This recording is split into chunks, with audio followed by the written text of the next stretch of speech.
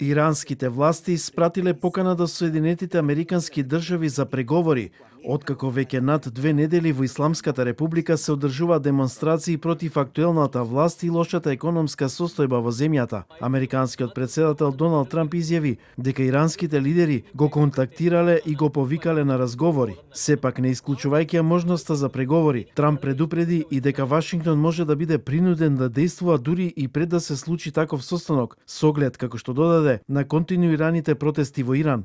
Како што рече, неговата администрација ги следи протестите и продолжува да ја разгледува можноста за воена интервенција.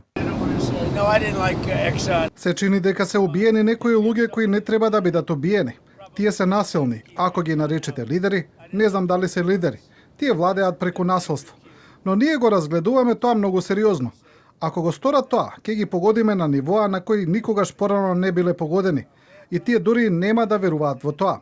Имам опции кои се толку силни. Значи, ако го сторат тоа, ќе бидат пречекани со многу моќна сила. Со прекин на интернетот и телефонските линии, тешко е да се процени ситуацијата во Иран.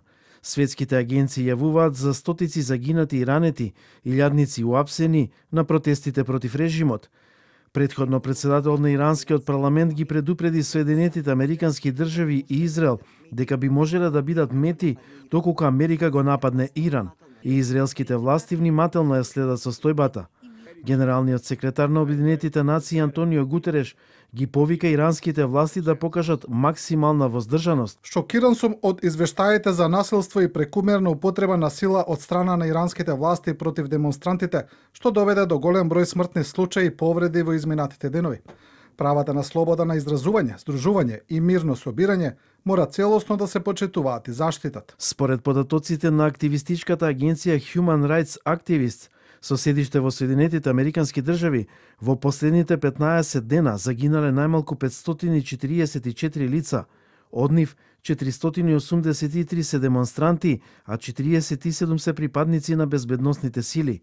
Меѓу жртвите на демонстрациите има и 8 деца.